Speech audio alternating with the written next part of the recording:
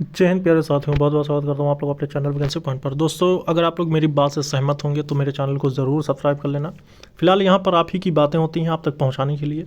तो सबसे पहले आज इस वीडियो को शुरू करने से पहले उन सभी अभ्यर्थियों और सभी शिक्षकों का मैं तहे दिल से फिर से एक बार शुक्रिया अदा करना चाहता हूँ कि इस एग्ज़ाम को निरस्त करा के फिर से एग्ज़ाम कराने के लिए ये एक बहुत बड़ी मुहिम थी, जिस आंदोलन को राज्य सरकार ने सफल बना दिया। तो जिस पैमाने पर धांधली हुई और इस परीक्षा को रद्द कराने के लिए सभी शिक्षक, सभी अभ्यर्थी, सभी लोगों का इसमें जो समर्थन रहा धरातल पर, वो सफल हुआ और अभ्यर्थियों की जीत हुई। तो री एग्ज़ाम तय हो गया।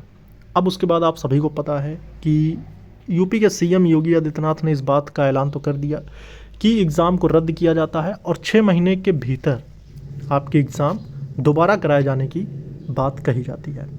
मगर अब ये चीज़ कि आपकी भर्ती 2024 चुनाव से पहले देखने को मिली थी, अब ये चुनाव पूरा होने जा रहा है। आपको पता है कि मार्च में ही आचार संहिता लागू हो जाएगी और जब आचार संहिता लागू हो जाएगी उसके बाद से कोई भी एग्ज़ाम नहीं हो सकता, यानी कि अब चुनाव पार हो जाएगा और इसका एग्ज़ाम अभी नहीं होने वाला।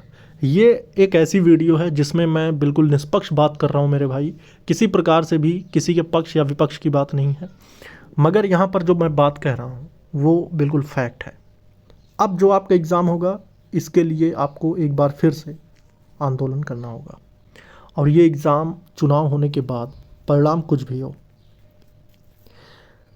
मेरा ये मानना है और मेरे द्वारा बहुत सारे लोगों का ये मानना है कि 90% ये एग्ज़ाम अभी नहीं होने वाला।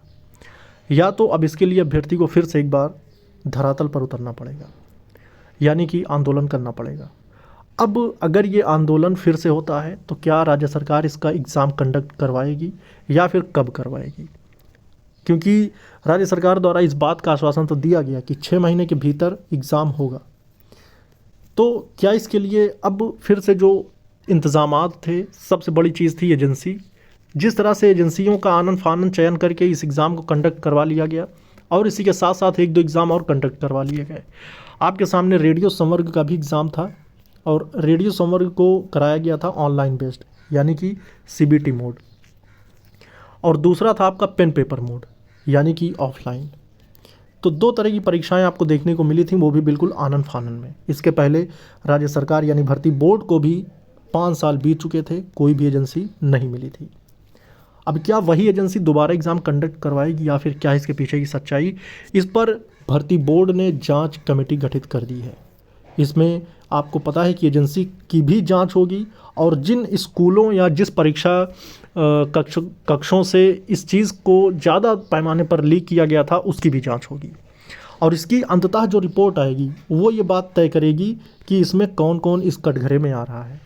क्या ये पेपर का जो लीक वाला मामला चला था, ये जहाँ से पेपर बना था, जहाँ से पेपर की पैकिंग हुई थी वहाँ से हुआ था, या फिर इस पेपर के पीछे की ये सच्चाई है कि इस पेपर को स्कूल तक पहुँचाए जाने के बाद वायरल हुआ है। तो इसमें बहुत सारी कड़ियाँ शामिल हैं। ये सारी गुत्थी एक एक करके ज़रूर खुलेगी और जब ये गुत्थी खुलेगी तब निर्धारित होगा कि इसका नेक्स्ट एग्ज़ाम कब कराया जाएगा। और ये तमाम जानकारियां जो हैं आपको बिल्कुल फैक्ट के साथ मिलेगी मेरे चैनल के माध्यम से। फिलहाल ये कहना चाहता हूं कि री एग्ज़ाम में अभ्यर्थियों की जो जीत थी ये एक प्रदेश लेवल पर बहुत बड़ी जीत थी। अन्य अभ्यर्थियों की मांग भी उम्मीद है राज्य सरकार ज़रूर सुनेगी। आरओ एआरओ हो या फिर अन्य कोई भी भर्ती हो रही है तो बड़े पैमाने पर धांधली का शिकार हो रही है। इसके लिए राज्य सरकार कड़े कानून का पालन करने के लिए बाध्य नज़र आ रही है कि इसके लिए कोई एक ऐसा कानून पास हो कि जो एक दूसरे को नकल करने या फिर ऐसा सोचने पर भी बिल्कुल कोसों दूर कर दे कि अगर नकल करने में फंस गए तो ज़िंदगी बर्बाद हो जाएगी। और अगर ये डर नहीं बैठता तो ये धांधली नहीं रुकेगी। धांधली एक ऐसा शब्द है कि जो ज़िंदगियां बना भी देता है और पकड़े जाने पर ज़िंदगियां बर्बाद भी कर देता है। तो एक ऐसा डर लोगों के मन में डालना बहुत ज़रूरी है कि जहां पर ज़िंदगियां बर्बाद होने के ज़्यादा चांसेस हैं और ज़िंदगी बनने के चांसेस कम हैं। तो री एग्ज़ाम की जीत पूरी तरह से अभ्यर्थियों के पक्ष में रहा, लेकिन ये एग्ज़ाम अगर 6 महीने के भीतर होता है तो उसके पहले आपको वो रिपोर्ट देखनी होगी जो रिपोर्ट की जाँच भर्ती बोर्ड कर रहा है। फिलहाल धांधली किस पैमाने पर थी या किस हद तक धांधली में कितने लोग शामिल थे, इन तमाम चीज़ों का निचोड़ होने के बाद ही आपकी एग्ज़ाम निर्धारित किए जाएंगे। तो आपको इस संबंध में भर्ती बोर्ड की पल पल की खबर आपको यहाँ पे मिलेगी। आपके एग्ज़ाम संबंधित हर तरह की अपडेट आपको यहाँ पे मिलेगी। आप लोग चैनल को ज़रूर सब्सक्राइब करें। फिलहाल इस वीडियो में इतना ही। आपके जो भी सवाल हैं आप कमेंट करके पूछ सकते हैं, मैं आपको रिप्लाई ज़रूर करूँगा। जय हिंद, जय भारत।